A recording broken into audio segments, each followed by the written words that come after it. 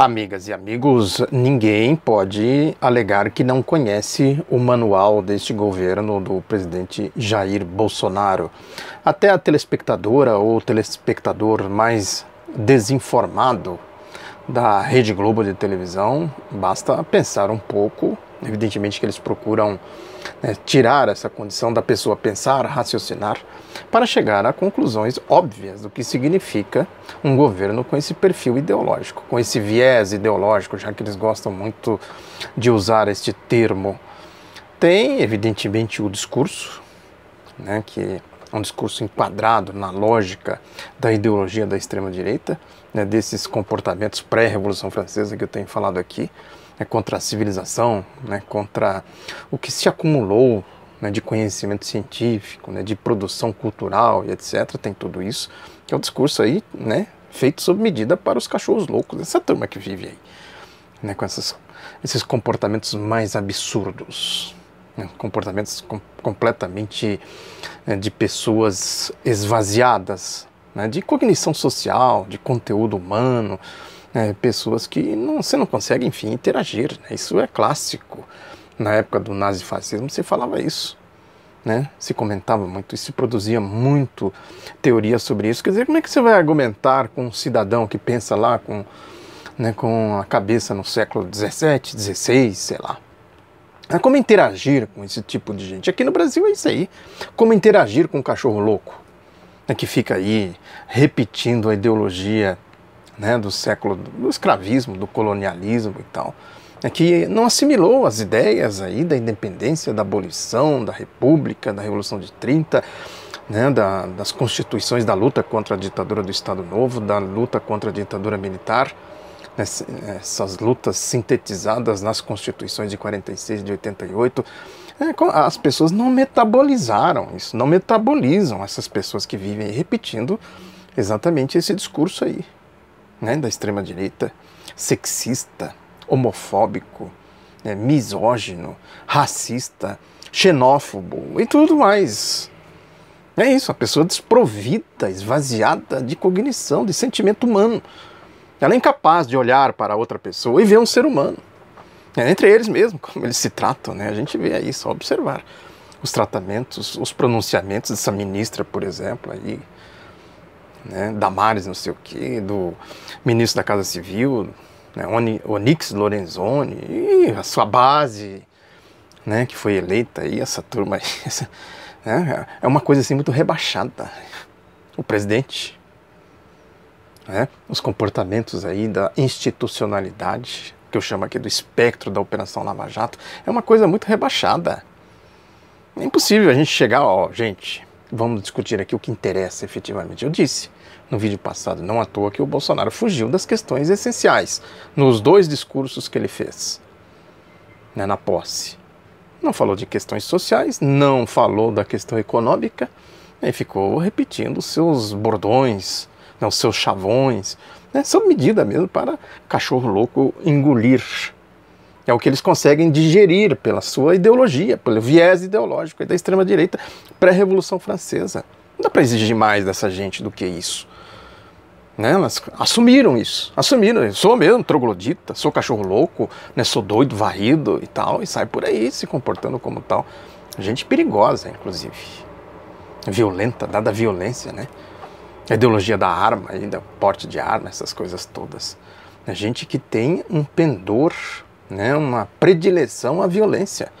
Como é que vai dialogar com esse tipo de gente? O combate tem que ser feito pelas ideias. Aí que entra também um outro aspecto importante para a gente considerar. Existe uma pressão, também tenho comentado isso aqui, essa história de autocrítica da esquerda, onde errou, porque errou, que tem que fazer uma greve geral. Tem até isso aí. Tem que fazer uma greve geral, senão vai todo mundo preso.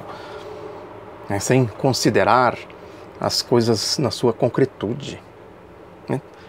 Como falar de greve geral numa conjuntura como essa? Numa situação como essa?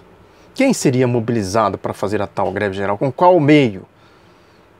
Uma coisa assim meio uma sandice, É a mesma coisa da história da autocrítica, e sobretudo em cima do PT, tem uma pressão muito grande, de setores de esquerda, inclusive. Na verdade, eu também já comentei bastante isso aqui, o que eles querem é a rendição do PT. PT, essas coisas que eu falo aqui. PT, a metralhadora giratória, PT. É petista, virou epíteto, xingamento.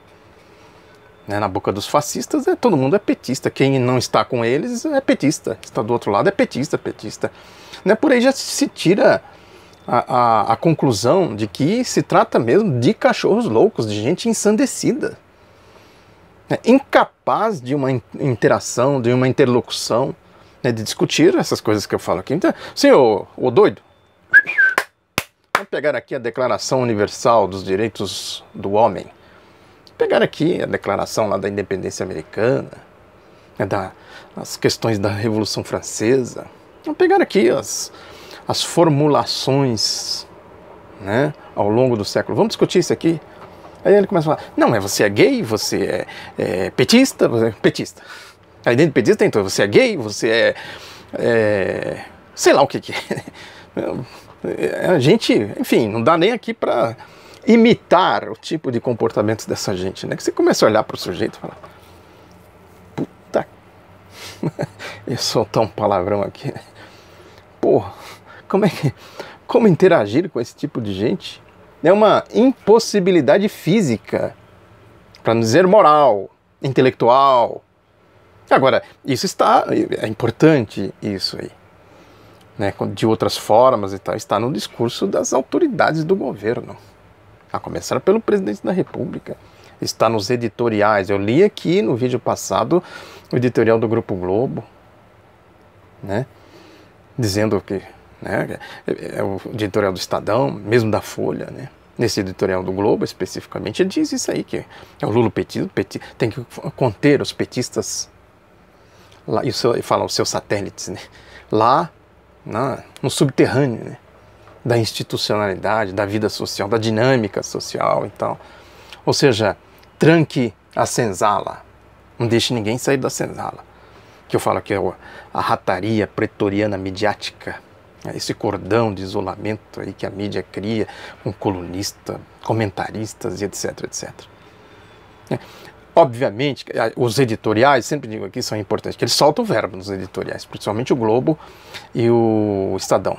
É discurso de cachorros loucos. Isso que a gente escuta aí desses doidos, os varridos, está lá nos editoriais. Com todas as letras, lulopetismo, o ladrão, o demiurgo de Garanhuns, como é o caso do Estadão, esses demiurgos aí do fascismo, da corrupção, esse clube privado, tudo isso que a gente chama, tudo isso que a gente vê aí. Agora, vai fazer autocrítica nesse contexto? A serviço de quem? Com qual objetivo? O problema não é esse, não é de fazer autocrítica, é de compreender o processo. Aí é outra história, não é fazer autocrítica. Autocrítica, como se diz, se faz na prática. É na prática que se faz autocrítica. Compreender o processo. Pode-se dizer, o PT, sobretudo, tem problemas aí de compreensão desse processo histórico? Eu imagino que sim. Eu até acho que sim. Coletivamente ainda não tem uma compreensão do que é a institucionalidade, do que são os processos sociais, os processos políticos, etc, etc. Tem, sim, uma dificuldade na compreensão disso. Quer dizer, uma situação como essa agora, por exemplo, o que está em jogo de fato? Não é o país, o futuro do país, os direitos do povo, a soberania do país? Não está aí a questão das liberdades públicas, a liberdade do povo de se organizar, de ter seu sindicato, a sua associação, o seu movimento social, de se manifestar, de ter os seus meios de comunicação? Tudo isso não está em questão, porque é isso, a mídia trata a coisa, tenta dourar a pílula, dos editoriais, saem as derivações que caem na boca aí da rataria pretoriana midiática. Agora eles têm os seus esgotinhos cativos, movidos à corrupção aberta, esse antagonista que eu sempre falo aqui. Por exemplo, o que é isso? De figuras conhecidas aí do submundo da mídia, Diogo Mainardi, essas coisas aí. O Josias de Souza, porta-voz da turma lá da Lava Jato e tal. né? Enfim, essas promiscuidades que tem aí, né?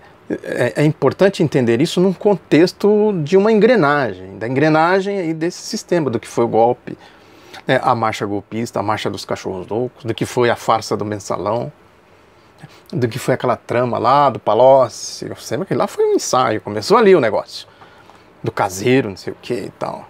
E o Palocci era tido por eles como o garoto de ouro ali, né? Que veio, que se meteu lá com a turma do Fernando Henrique Cardoso, Hermínio Fraga, a turma da bufunfa, da grana e tal, né? Aí a popularidade dele subiu muito, Lula evidentemente subiu junto, né? A popularidade dele, né, insuflada pela mídia, o que ele fazia não tinha nada a ver com o programa de governo. Eu comentei isso, escrevi, vou deixar de novo aqui o artigo que eu escrevi sobre isso. Agora ali eles viram o seguinte, a gente corta a cabeça do Palocci e em seguida corta do Lula. Não deu certo. É que eles tentaram impedir a reeleição do Lula em 2006. A história toda começou antes. A conspiração começou assim que o Lula pisou, né, no Palácio do Planalto como presidente da República. Aí começou aquela história, jogar o Palocci para cima, né, enquadrar o Lula, emparedar o Lula. Depois, enfim, aí teve toda a história, a farsa do mensalão, e chegou-se a essa história. Chegou-se agora ao governo do presidente Bolsonaro.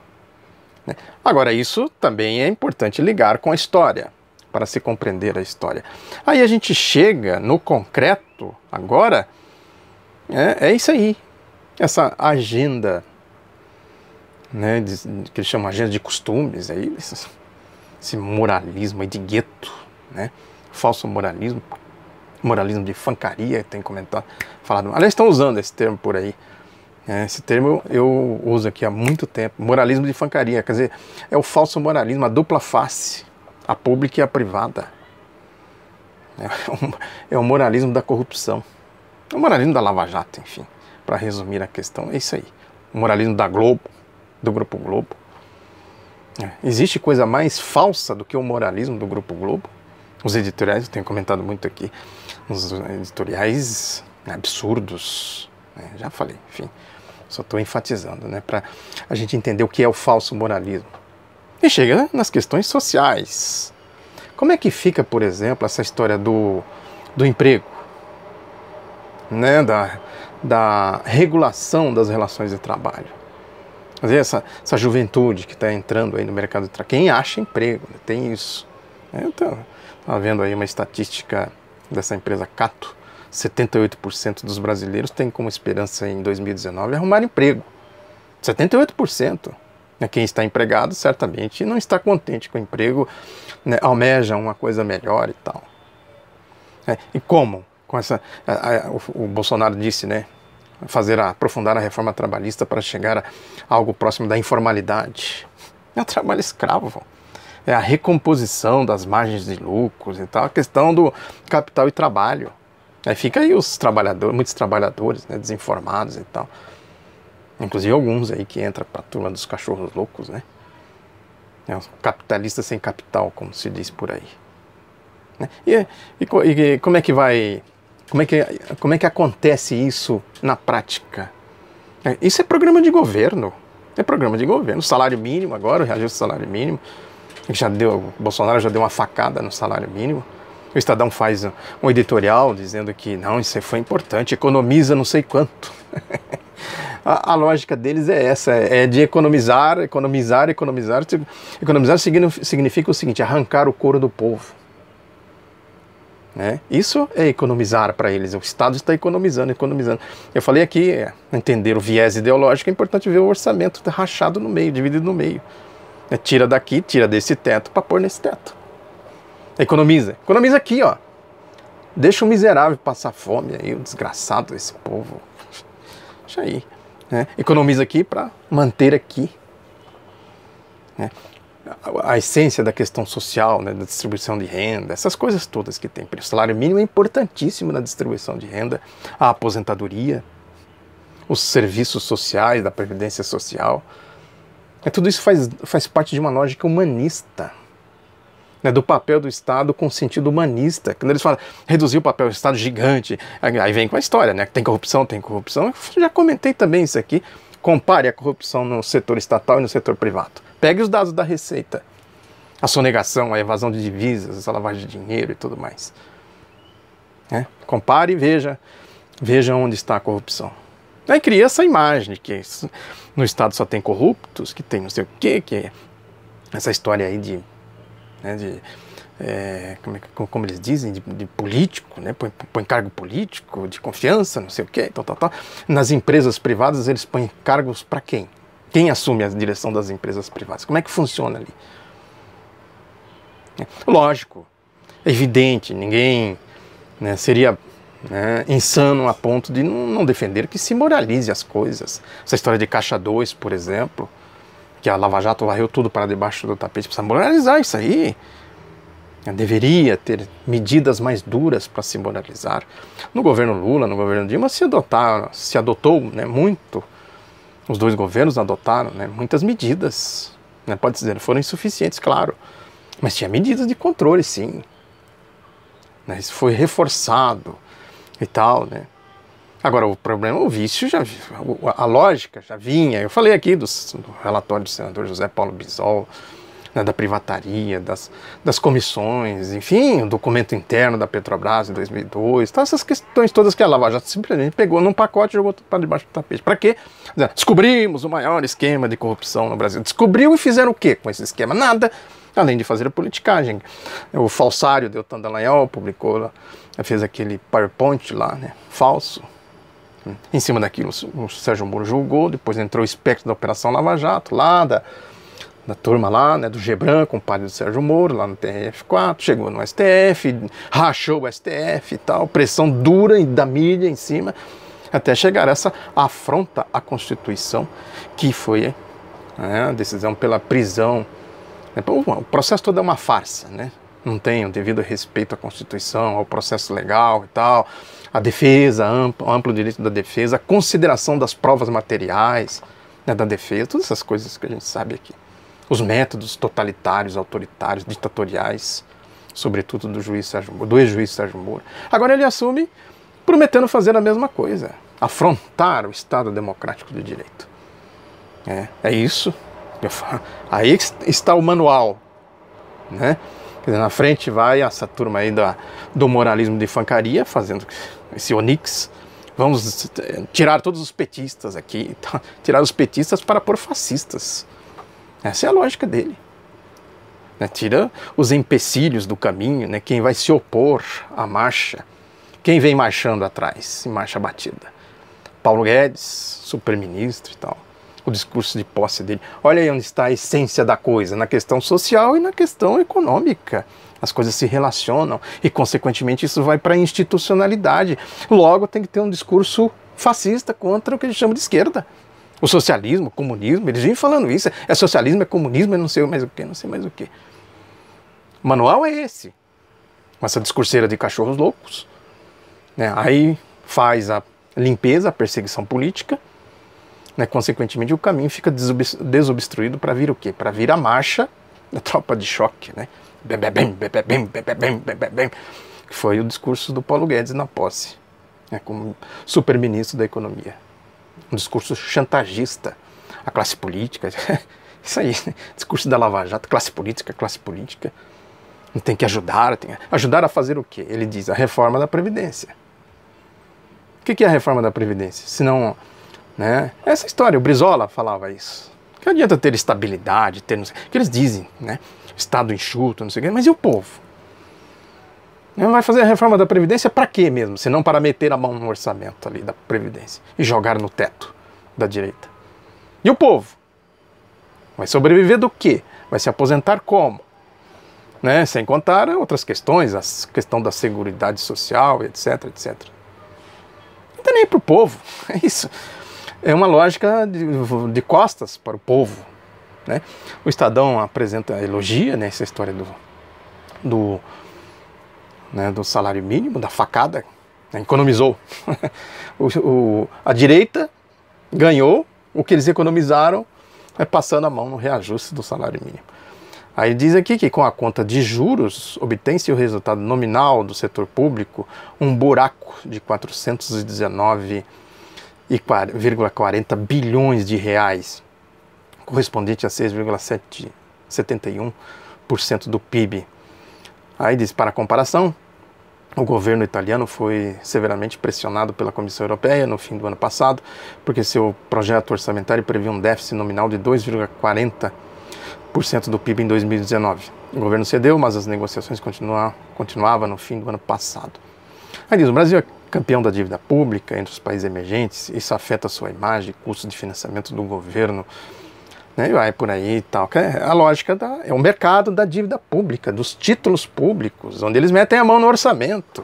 A lógica da tropa de choque, né, do neoliberalismo, isso vem. Eu tenho feito artigos, vou até deixar aqui um artigo que eu fiz aqui agora recentemente sobre isso. Vem da ditadura militar, desta lógica da administração, né, da economia pela direita, aquela história do bolo, do Delfim Neto, o bolo crescer, depois distribuir. Né, que o Roberto Campos, o Mário Henrique Simonsen, tem até um livro deles daquela época que chama Nova Economia, né, que eles falavam que tem um conflito entre o produtivismo e o distributivismo. Ou seja, tem que primeiro produzir para depois distribuir. A lógica deles é essa aí, quer dizer, enquanto se está produzindo, quem está produzindo? O trabalhador, evidentemente, que só o trabalho cria valor. Essa é uma velha discussão, é a lei do valor e tal. É para se compreender essa relação capital e trabalho. Acumula. Quem acumula? Os capitalistas, obviamente, os patrões. Eles consomem e o trabalhador não consome. Aqui eu volto a essa polêmica. O Aurélio Pérez enfrentou muito essa discussão aqui, ó. Primeiro como liderança do movimento contra o custo de vida, depois como deputado federal eleito em 78 e reeleito em 82. É o Montoro, tem um dado aqui, um diagnóstico que o Montoro fez da crise que estourou em 74, quer dizer, o PIB cresceu e o salário foi lá para baixo. Quem ganhou com isso? A lógica deles, da ditadura militar, do projeto neoliberal, e agora de novo. Aqui a história do déficit, que o Estadão está dizendo aqui. O déficit vinha sob controle, tinha superávit até a chegada, até meados aí, né, da década de 1990, a chegada dos neoliberais, do Fernando Henrique Cardoso com tudo. Aí começou a história do déficit. O déficit vem de onde? Dos juros. Para manter a tal da estabilidade, jogaram os juros para cima, chegou a 60%, sei lá. Agora está mais contido por conta da crise mesmo. O país não cresce, não tem recursos, não sei mais o que e tal. Mas a dívida continua crescendo. Uma dívida gigantesca, ela foi se agigantando durante todo esse processo. Os governos Lula e Dilma procuraram, né, dar uma reduzida nisso, equalizar melhor essa relação dívida-PIB e tal. Com o Temer voltou a estourar tudo de novo. E agora chegou, e o Guedes tem que bater a dívida pública, fazer a privatização selvagem, vender tudo. E joga na mão de quem? De quem tem títulos da dívida pública. Aí o país fica sem dinheiro, sem recursos, né? Os recursos que seriam da privatização, que eles diziam lá no Fernando Henrique Cardoso que era para investir no social, não sei o que, essas discurseiras todas que eles fazem aí. Agora, pela lógica do Paulo Guedes, fica sem os recursos e fica sem as estatais, sem o patrimônio público. Como patrimônio público, a gente sabe, vai tudo, as riquezas naturais vão todas no pacote, a Petrobras, o pré-sal e tal, etc. As riquezas naturais, a Amazônia, essas coisas todas. Aí entra um outro aspecto fundamental desse manual, que é a política externa. Esse Ernesto Araújo, aí, fundamentalista, pregador, né, de seitas, de conceitos de seitas, manipulador dos sentimentos religiosos do povo, a extrema-direita pré-revolução francesa, que não tem nada a ver com a religião, é importante sempre ressaltar isso. Isso é manipulação. Aí joga a diplomacia brasileira nos braços dos Estados Unidos. A serviço de quê? Os Estados Unidos estão interessados em desenvolver o país? É uma discussão antiga aqui, vem da independência, né, da República, a proclamação da República. Os republicanos já discutiam muito isso. Floriano Peixoto, né, Rui Barbosa, já essa questão do capital estrangeiro, como se controla isso, a necessidade do país se industrializar, se desenvolver, a Revolução de 30, essas coisas todas. Agora vai jogar a diplomacia, né, criticando que tinha ideologia. Para eles é assim, né? Ideologia eu falei aqui também, em algumas ocasiões.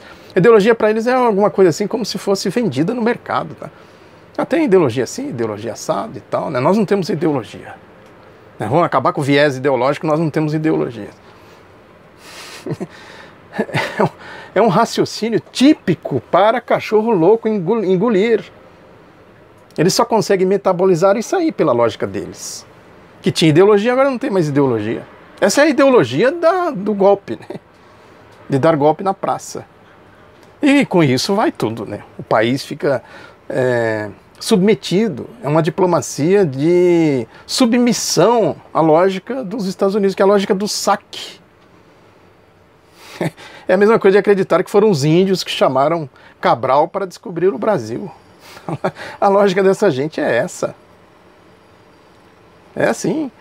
Então, tudo isso compõe aí vai entrega. Quem vai comprar a Petrobras? Quem? O povo vai comprar a Petrobras? O povo vai ganhar o quê com a privatização da Petrobras? Com o desmonte do BNDES, o povo ganha o quê? Tiraram recursos lá do BNDES para fomento da indústria e tal, da pesquisa, ciência, tiraram tudo e jogaram onde? No orçamento, na dívida pública. Ajuste fiscal, essas coisas todas. Né? Portanto, o que existe de fato, na verdade, né, é esse discurso aí das aparências, a bandeira, né? A bandeira jamais será vermelha, né? Viva o Brasil, e não sei o quê. Aí amarra a bandeira, né, na cintura, né, junto com a bandeira americana, com a bandeira de Israel. É uma sandice isso, né? É que eu falo aqui, não tem noção do que significa a bandeira brasileira, do que significa a defesa da pátria. Essa gente, Paulo Guedes, Ernesto Araújo, Sérgio Moro, esses aí estão defendendo a pátria? É isso, né?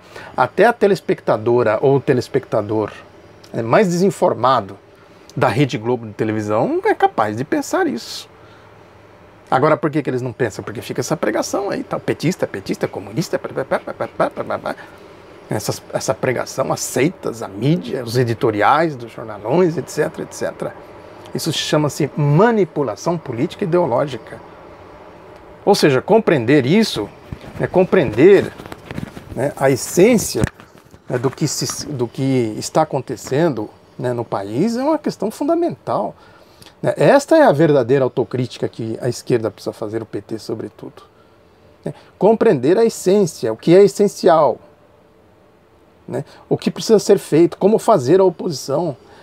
Fazer a oposição é pensar em ganhar as próximas eleições? É defender o Brasil, esclarecer o povo.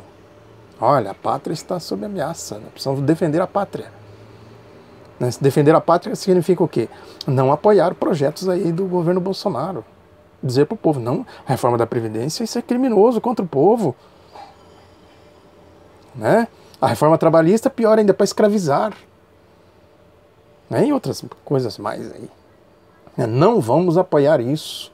É preciso fazer um movimento no sentido de que, né, o povo seja cada vez mais conscientizado. Por isso que, né, tudo que tem contradição com o governo Bolsonaro é importante que se traga. É mesmo o setor aí da direita de centro que é contra, né, esse falatório aí e tal, que cria tensões, é importante que a gente considere isso sim. Tem razão a direita de centro quando critica a extrema-direita. Agora, não tem razão quando defende essas pautas, né, aí da economia, né, da falsa justiça, do espectro da Operação Lava Jato, o sentido político disso.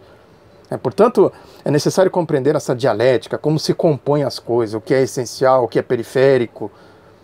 Né? Isso exige a reflexão, né, para além do que é cabível a gente interpretar como uma cognição desse telespectador ou dessa telespectadora que eu comentei aqui, imaginário, da Rede Globo de televisão.